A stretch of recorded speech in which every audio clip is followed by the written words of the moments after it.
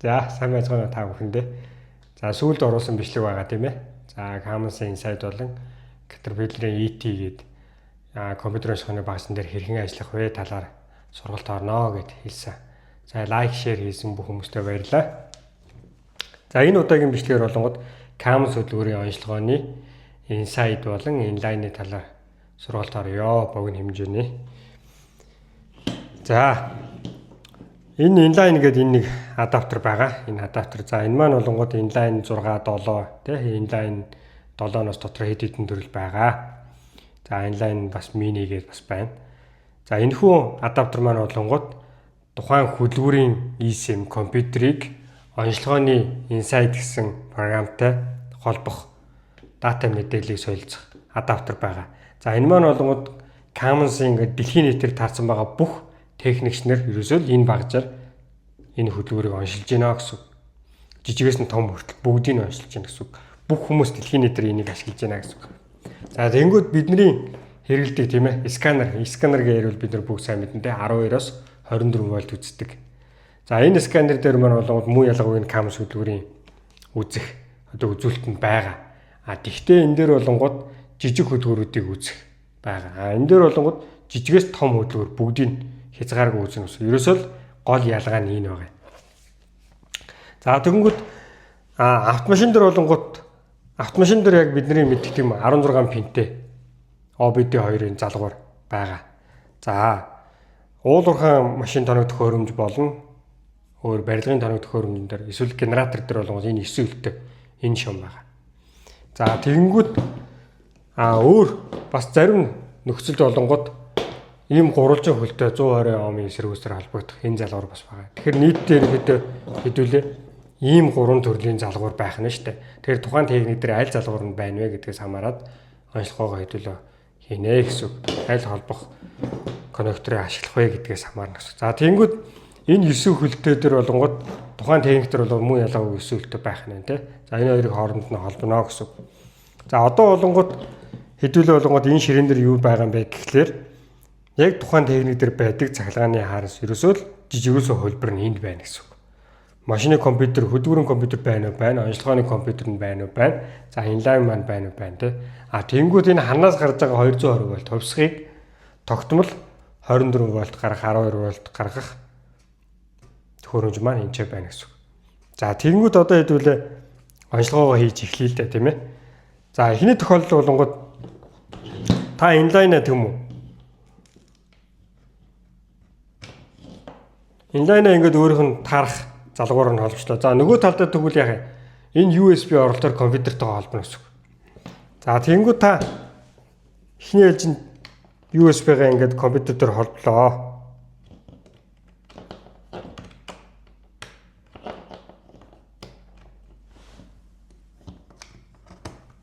За тэгэнгүүт таны компьютер дээр зөвхөн power гэсэн энэ улаан гэрлсэн тэ. За энэ маань болонгууд ногоон болж ивэл идэвхтэй холбогдож байна гэсэн.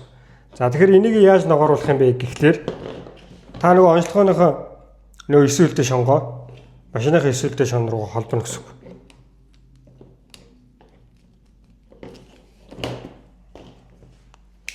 За холбосныхаа дараа болонгод та машиныхаа түлхүүрний контакторыг түлхэнэ гэсэн.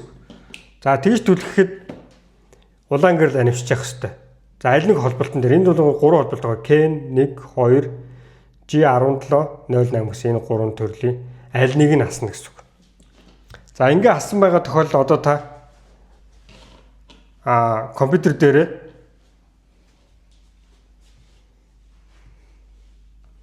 Insight гэдэг энэ програмаа нээн гэсэн. За энийг нээхэд ийм цонх гараад ирнэ. За энэ цонхноос та Connect гэдэг хамгийн дээдлийн болон дарнаа. За шинээр ингээд энэ цонх үүсэт гараад ирнэ. За энэ цонхон дээр болгоод муу ялгаа Connect гэдгээ дарна. Ингээд дарахад ингээд уншиж нэг гүнтэй. Тэнгүүд энд байгаа нөө холболтын маань гэрлүүд нь ногоон болж итгэвч гэсэн үг. За ингээд итгэвчих явцдаа хэдүүлээ энэ USB болон энэ CAN-ий аль нь вэ гэдгээс хамаарат энэ гурван маань ногоон болно гэсэн үг. Хэсэг хугацаанд ингээ ажина гэсэн үг. За одоо ингээ ногоорж байна тийм ээ. За ийм процесс үүсчихвэл энэ зөв холбогдож байна гэсэн. Зөв холбогдож байна. Хэрвээ ингэж улаарахгүй байх юм бол энэ дээр маань дэлгэсэн дээр маань алдаа заана гэсэн. За тэр алдааны дагуу энэ холболтын кабелүүд маань аль нэг дутуу холбогдсон байх юм уу? Эсвэл кабель нөөрэ гэмтэлтэй байвал алдаа заана гэсэн. За одоо ингэ зөв холбогдож байгаа учраас нөгөө компьютерын маань дэлгэсэн дээр болонгод дараагийн цонх нь гарч ирэхэд уншиж байна. Тэр хооронд болонгод USB маань ингээд бүгд ногоон хасч байна тийм ээ. Энэ бол холбогдож байна гэсэн үг. Идэвхтэй холбогдож байна гэсэн. За одоо ингээд цонх үүсэт гараад ирнэ. За ингээд цонх үүсээ гараад ирэнгүүт за хамгийн их нь болонгод work order те. За та одоо энэ удаагийн хийж байгаа холболтоо хадгалах уу гэдэг цонх гарч ирж байгаа. За энэ дээр бид нэр name гэд хадгалнаа. За энд болонгод тухайн энэ ECM-ний чинь өгөгдөл нь байгаа гэсэн. За энийг OK гэд хадгалчихна гэсэн. За ингээд нэг уншиж чинь энэ нэгээс нэг, хоёроос нэг, гурваас нэг гэж байдаг шүү. Тэр нь юу гэж хэлж байгаа нь тухайн техник 3 ECM-тэй гэж болно, 2 ECM-тэй гэж болно, 1 ECM-тэй. Хэрвээ 3-аас 1 гэд уншиж ивэл 3 ECM-тэй юм байна гэд ойлгож байна тухайн техник. 2 байвал 2 ECM-тэй. Гэтэл 3 ECM-тэй байгаа тохиолдолд 2 гэд энэ дээр гараад ирчих юм бол 1 ECM нь холбогдохгүй байх гэсэн. Тэгэхээр тухайн тэр ECM дээр алдаа гарсан уу гэдэг маань бид нэр цаашаа үзнэ гэсэн. Ер нь бол ихэвчлэн уулуурхайн техникүүд болонгод дотроо төрөл ангилдаас хамаарат 3 ECM-тэй байх тохиолдол байгаа. За одоо ингээд итгэвтэй ингээд цонхмаасаа ингээд уншаад дууссан тийм ээ. За одоо энэ дээрс болонгод хэдүүлээ юу гэнэ үзье. Энэ зүүн гар талын энэ цонхнуудыг хэдүүлээ ашиглана гэсэн үг. За хамгийн их нь бол яах юм? Connect гэвээсээ одоо л disconnect гэд буцаагаад сална гэсэн үг тийм. За fault code гэдэг маань болонгод алдааны код. Хэдүүлээ энэ ECM дээр ямар алдааны код байгаа вэ гэдгийг шүүнэ гэсэн. За дараагийн нь дата. За энэ маань болонгод тухайн бүх параметрыг харнаа л гэсэн. За одоо хэдүүлээ эндээс алдааны код руу оръё. За алдааны код руу ороход энэ доор ингээд шинээр цонх гаргаад ирж байна те. За энийг ингээд дээшээ курсороо аваачхад дээш нь заагаад гаргаад ирж болно гэсэн.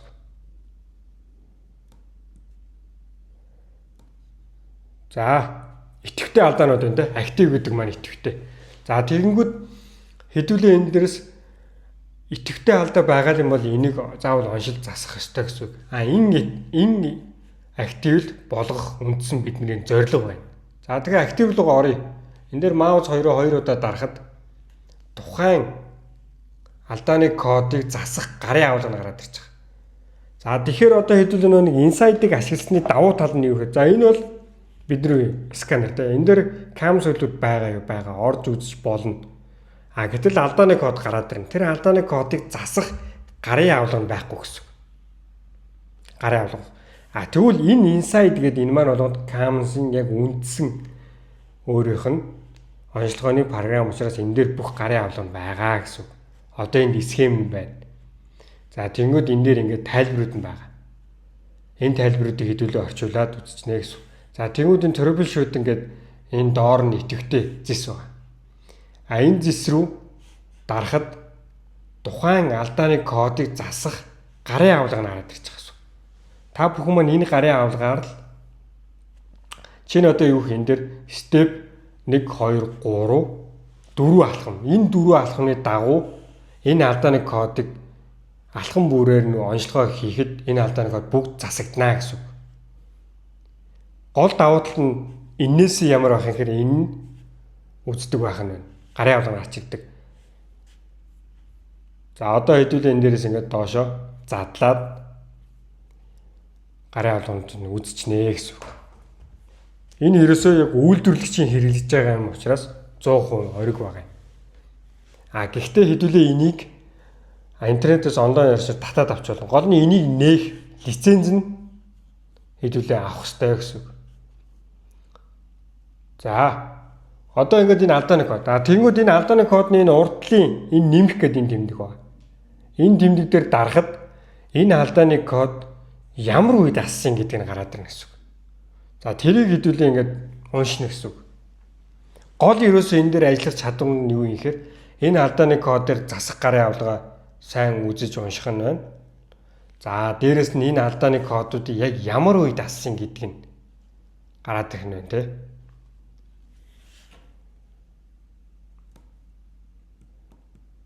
За одоо ингээд алдааны кодууд нь гараад ирэх нь тий.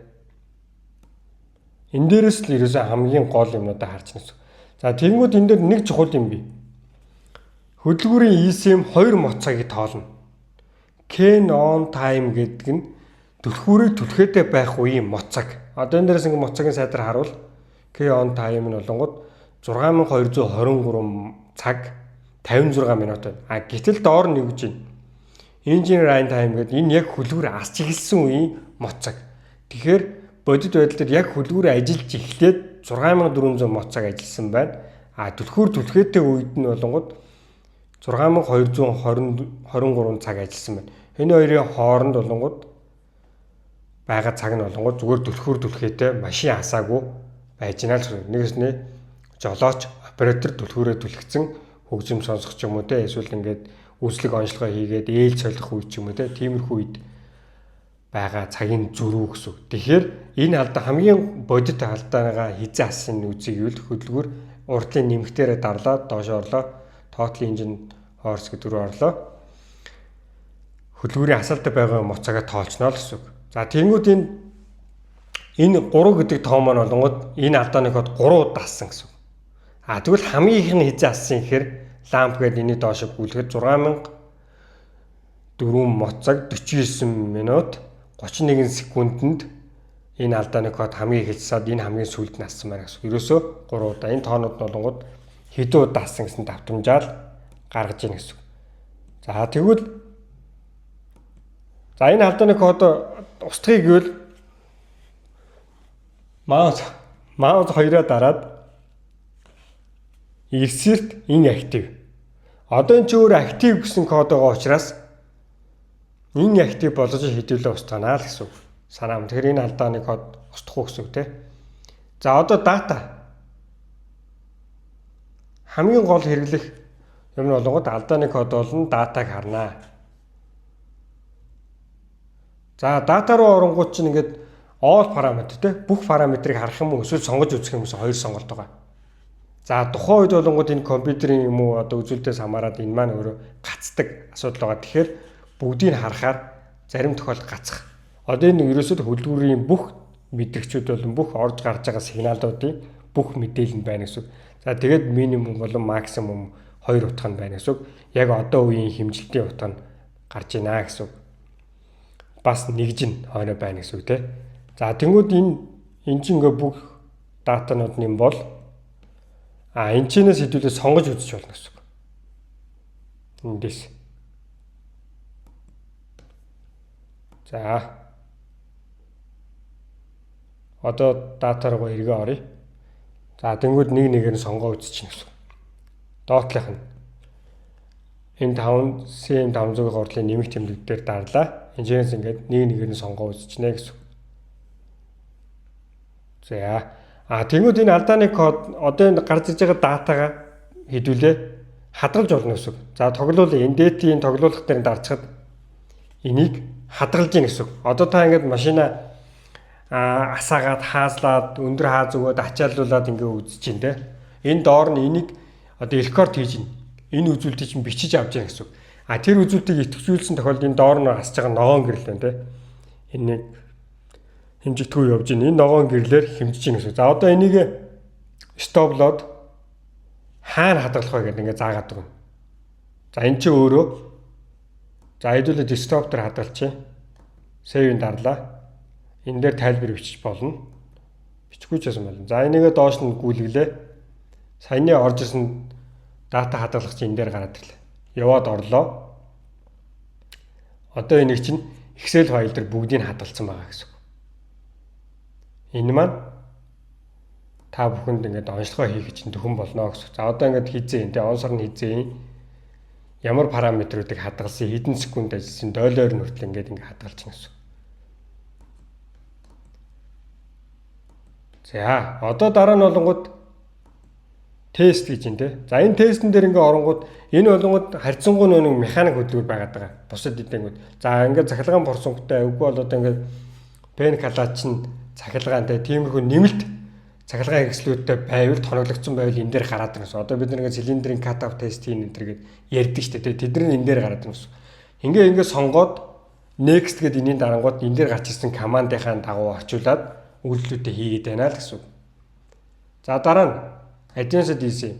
За энэ дээр болонгууд тухайн хөдөлгүүрийн ямар алдааны код ассан те хизээ ассан гэдэг нь энэ дээрээс бас ингээ харж болно гэсэн үг. За одоо энэ дээр ингээ ассан те. За энэ алдааны код болонгууд бас харах нь их зөв ёсны хэрэг байгаамаа. Энэ дээр болонгууд бүр наривчлаа энэ алдааны код яг хэдэн секундын турш ассан. Ямархуу яг нэгж нь ямархуу одоо энэ заажиг даралтын утга нь ямар байсан тийм нэгжтэйгээ хамт гараад ирнэ. Алдааны код нь гараад ирнэ, нэр нь гараад ирнэ.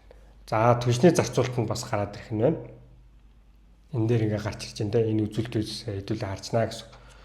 Богино хугацаанд болон урт хугацаанд хичнээн лидер түлшиж जैन. За үйлчлэгээний бас хэмжүүр нь бас гараад ирэх боломжтой гэсэн.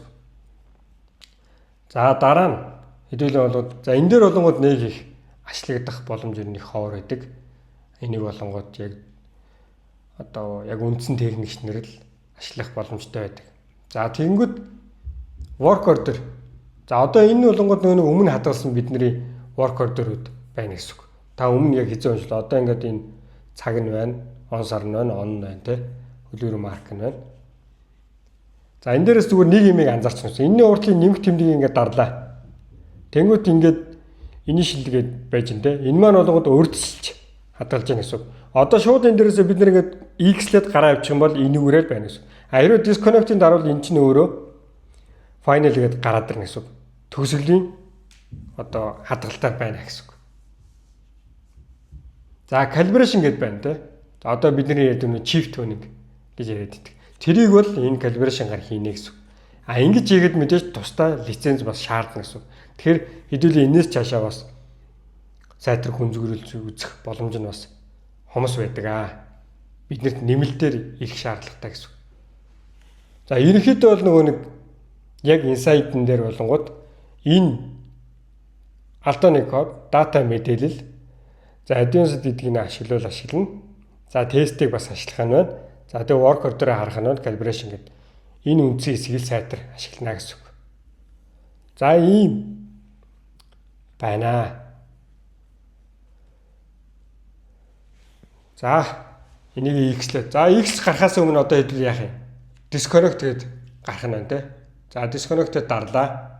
Дахиад work order үүсгэж хадгалах уу үеийг энийг OK гин. За ингээд OK гэснээр дараа энэ dot-ийг ингээ гүйж ин те. Одоо ч юм уу ялгааг 2-оос 2, 3-аас 1 ингээ байныг уу гэдгийг харна гэсэн. За тэгээ ингээд улаан болох нь энэ бүтэн 100% дуусах нь байна. 100% болохоос өмнө компьютерийн дэлгэцийг хаах USB-гээс салгаж өрөөсө болохгүй. Заавал 100% болгоод салгана гэсэн. Энэ үед болонгод энэ ногоон гэрэл маань муу ялгаагүй анивсж хагаад энэ 100% болж дуусгаад энэ маань улаан гэрэл болж ивэл бүрэн салгаглаа гэсэн үг. Тэрийгээ сайтар анзаарнаа гэсэн үг.